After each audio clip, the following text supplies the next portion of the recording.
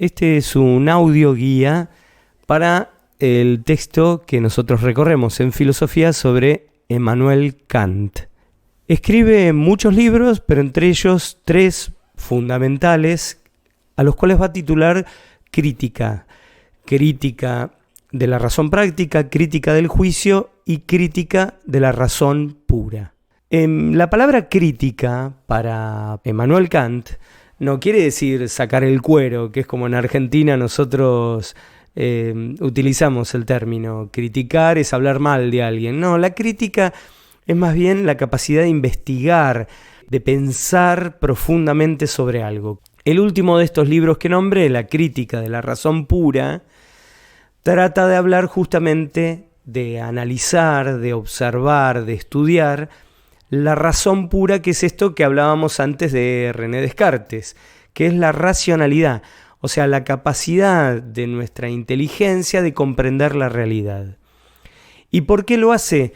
Porque más o menos ya no en el 1600 como Descartes, sino en el 1700, Immanuel Kant, si tuviera que ponerse a hablar con Descartes, ficcionemos ese diálogo, le diría: mirá, hermano, todo bien, lo tuyo, pero vos no me explicás cómo funciona el entendimiento, cómo funciona la racionalidad.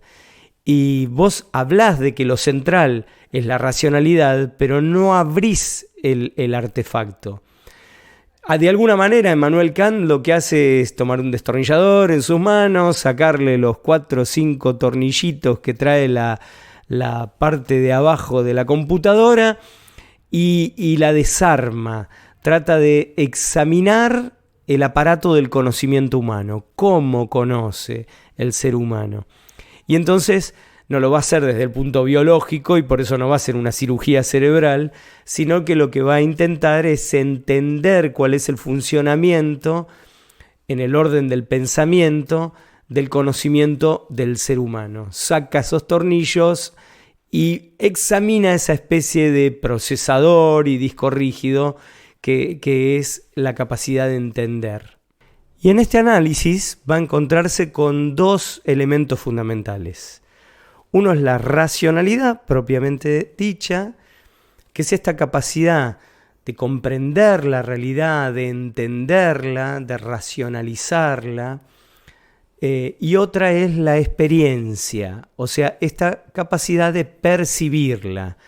Una, si lo dijéramos de una forma muy grosera, está como más ubicada en la cabeza, en la inteligencia, y otra está más ubicada en los sentidos. Entonces, ¿conozco porque pienso la realidad o conozco porque veo, porque escucho, porque palpo la realidad? Estos 2 grandes elementos van a constituir también las 2 grandes corrientes que tratan de resolver el problema del pensamiento antes de Immanuel Kant. El racionalismo, fundamentalmente ligado a René Descartes, que nosotros algo hemos visto de él, y el empirismo, del cual no hemos visto, que tiene que ver sobre todo con 2 filósofos, Locke y Hume, que ponen toda la carga del conocimiento en la percepción sensible. Cuando hablamos de sensible no es de las emociones, sino de los sentidos. Sensible tiene que ver con los sentidos. O sea, conozco porque entiendo o conozco porque veo y escucho. Y son como 2 cosas que de alguna forma se llevan todas las grandes discusiones sobre el conocimiento. ¿Y qué es lo que va a hacer Immanuel Kant? Va a encontrar un punto equilibrado, complejo, intermedio quizás, entre estas 2 grandes corrientes en la teoría del conocimiento. Tratemos de explicarlo con mucha simplicidad. Yo apelo a que ustedes después profundicen con otros textos, con otros aportes. Esto es más bien una introducción, una ayuda para poder empezar a comprenderlo. Después traten de deshacerse de esto que yo ofrezco. ¿Qué es lo que me ofrecen los sentidos? Ese primer dato.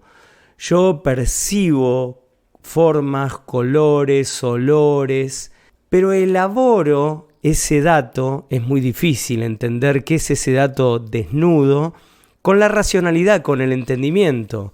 Porque cuando ya digo que lo que estoy percibiendo es un color, ya estoy poniendo algo de mí que es mucho más que eso que yo estoy viendo.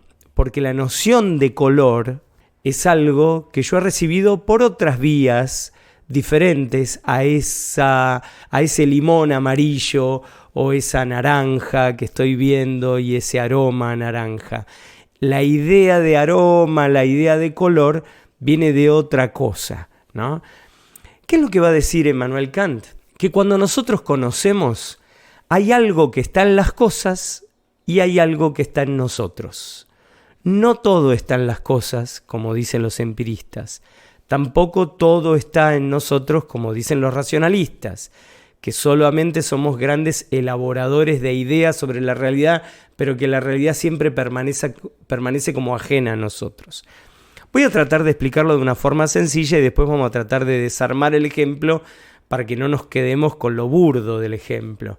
Tengo un gran amigo, esto es real, Enrique, de Ingeniero Mayuit, un mecánico, lo quiero por buen mecánico, pero sobre todo por buen amigo. Enrique, debajo del banco de trabajo de mecánico, por supuesto siempre engrasado, forrado con chapa para poder soportar golpes, tiene un cajón tocando el piso, un cajón de madera negro, con unas manijas, y para poder ver qué hay en él, es un cajón bastante grande, hay que tirar con una fuerza terrible porque está lleno de fierros pesados que son repuestos viejos de auto. Es un sinnúmero de repuestos, no están clasificados, nada. Están puestos ahí en la medida que van apareciendo esas piezas viejas en desuso, van cayendo a ese cajón. Cuando llega al taller mecánico el nieto de Enrique, lo que quiere es jugar. Y Enrique tira de ese cajón y el nene que dice, chiches. Porque lo que ve son chiches.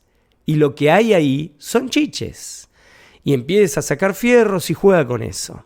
Y cuando yo veo ese cajón, a mí me gusta mucho soldar y hacer esculturas con soldando, veo cosas bellísimas, porque la verdad que las piezas de un automóvil tienen una belleza increíble, los engranajes, tienen una textura, un brillo, una forma.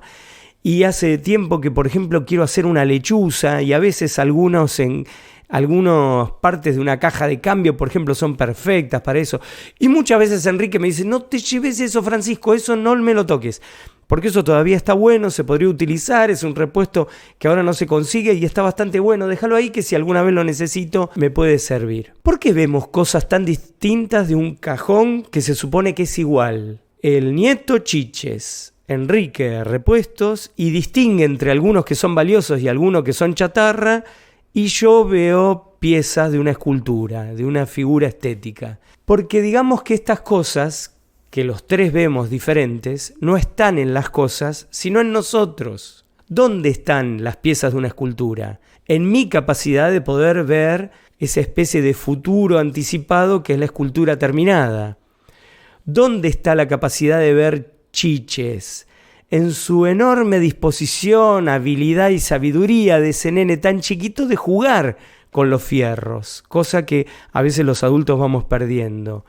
¿Y dónde está la capacidad de Enrique de saber cuándo una pieza todavía sirve o no sirve? En su sabiduría de mecánico. Todas estas son categorías, podríamos llamarles, todas son como moldes que acomodan la realidad. ¿La realidad qué son? Los fierros. ¿Quién le da el sentido a esos fierros? ¿Quién le da la forma? No entendiendo la forma solamente como un dibujo externo, la forma como la entendemos en dibujo, sino la forma como su sentido.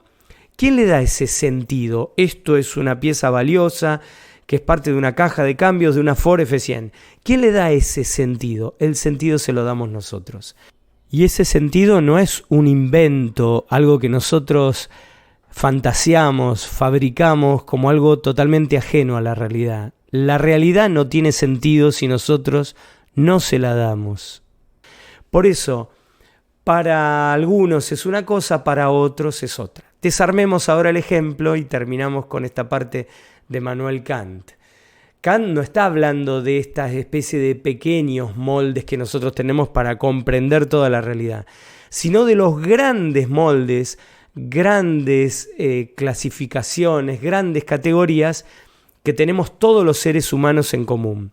Fundamentalmente los dos primeros, que él va a llamar intuiciones sensibles a priori, porque están en nosotros, porque no las aprendemos, porque están desde el nacimiento en nosotros, son el espacio y el tiempo. Y de alguna forma esa categoría la compartimos, tanto el nieto de Enrique y yo. Y todos ustedes que ahora están escuchando este audio. Todos venimos ya en el equipo de nacimiento original con espacio y tiempo. El espacio y el tiempo están en las cosas tienen espacio, las cosas tienen tiempo, no. Para Immanuel Kant, el espacio y el tiempo son esas intuiciones, esos moldes humanos sensibles a priori, o sea que nacieron antes, que nosotros aplicamos a las cosas, sin las cuales no entendemos nada. Por eso, para hablar de eternidad, hacemos a Dios con una barba larguísima, porque de alguna forma la eternidad es como un tiempo que no termina nunca, lo cual es como una contradicción. Si hay algo que tiene el tiempo es su terminación.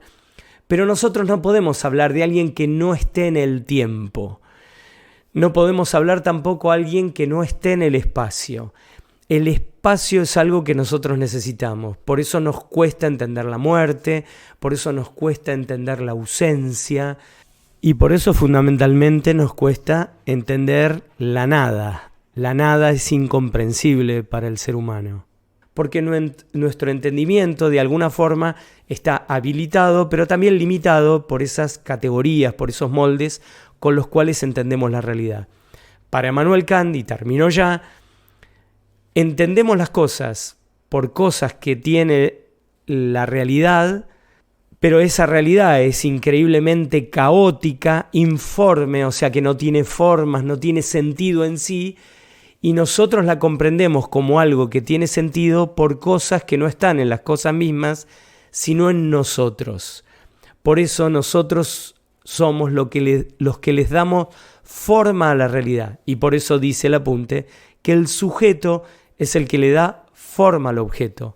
De alguna forma, los sujetos, el ser humano, le da sentido a la realidad. Y esto es la base, una base todavía más intensa que la que tenía Descartes, sobre este sentido central del sujeto en la modernidad.